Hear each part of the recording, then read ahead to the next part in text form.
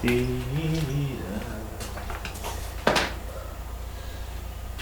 everybody and welcome. I'm Simon Leach, welcome to the studio. I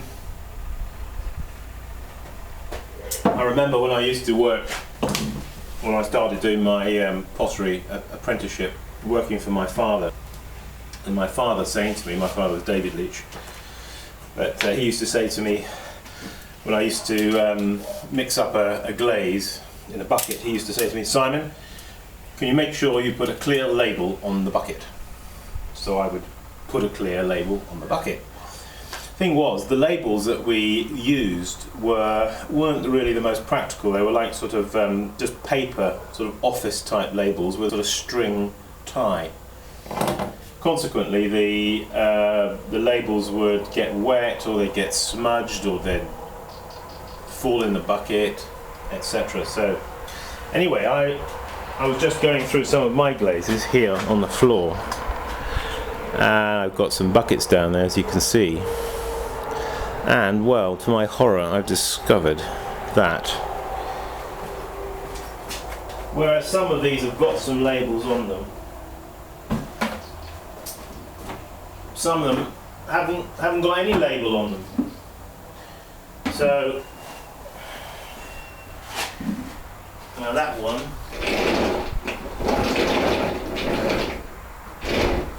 see here I've got a whole bucket of glaze, half a bucket of glaze. It's got no blessed label on it. So now that's got a label. You can label on the side of your bucket with a sticky paper and then write on it.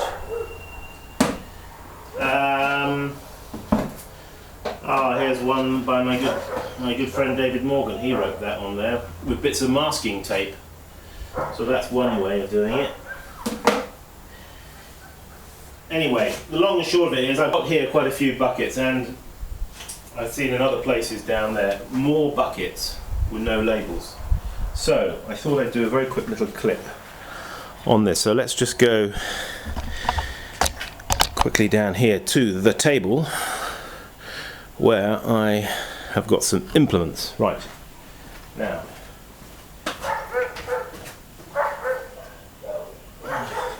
here's a bucket, for example. By the way, if you've got glazes in buckets, do keep a lid on the bucket, because if you don't, you get all sorts of rubbish getting in there. Now I'm going to take one of these bottles and a cutter knife, and I'm just going to cut this. Now this is something that anyone can do at home. Recycle some of these plastic bottles that we find everywhere. So I'm now going to just cut that like that, and then around there. Okay, so now I've got a nice piece of transparent plastic. So yes, indeed, I am going to make some labels out of plastic. So now, once I've cut that like that, I'm now going to cut that sort of lengthwise, like that. Now I'm going to go down here, and I'm going to cut this into strips. Okay, just strips like that.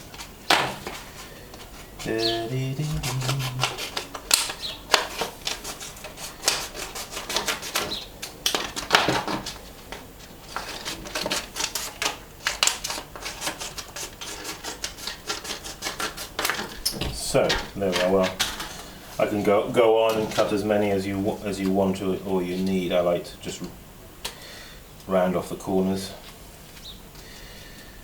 a little bit, and this one I'm just going to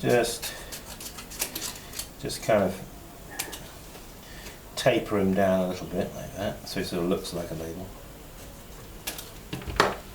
There we have it. Now, I've got some wire here. I've got some permanent markers. Now I've already heated up my electrician's soldering iron and I'm going to plunge that through there. It's going to give me a neat hole, you see, like that. And now, piece of wire, like that. So, I'm going to cut a few pieces of wire like that because, as you know, I've got a few buckets I need to label. So, I'm going to cut that like that. Another label here.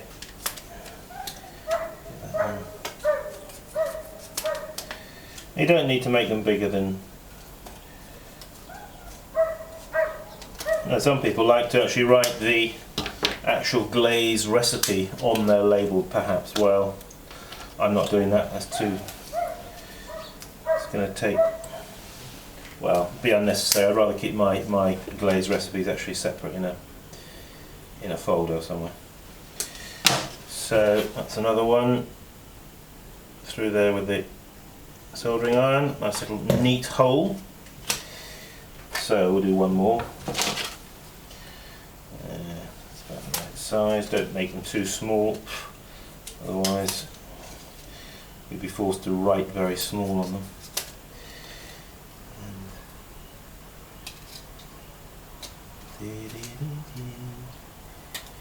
Round off the corners. That's it. Soldering iron through there. Alright. This is looking rather efficient, isn't it? Okay, look. Look at that, I got a 3. Now I'm gonna write here on one of these. Now you can write in a red permanent. Make sure it's a permanent marker, alright? Look on it, check, permanent marker. It's going to write on there.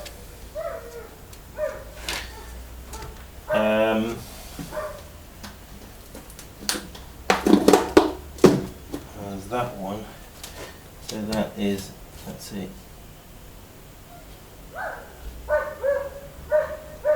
Fortunately, I know what some of these are in actual fact.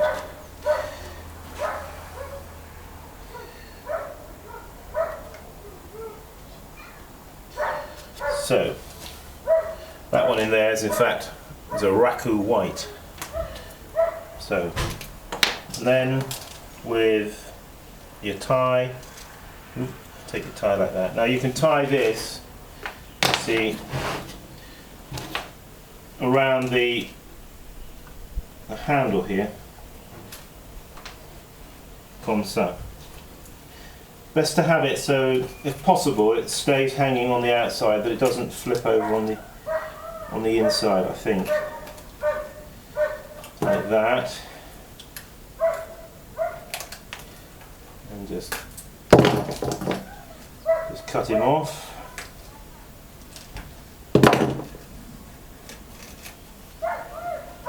Now there is a bucket of glaze that has a clear label that I can read. Now even if it gets wet, because it's written in permanent ink, it should be okay. Because it's plastic, it isn't going to dissolve away in the glaze. Anyway, there you are, folks. Maybe you need to label up some of your buckets. There's nothing more frustrating than to go to a lot of time and effort mixing up your glaze, and you come back to it a month or two later and you think, oh, what is that glaze? I can't remember what it is. Just for failing to put on a simple label. Okay, this is Simon Leach saying, keep practicing, hang on in there. We'll see you soon. Bye now.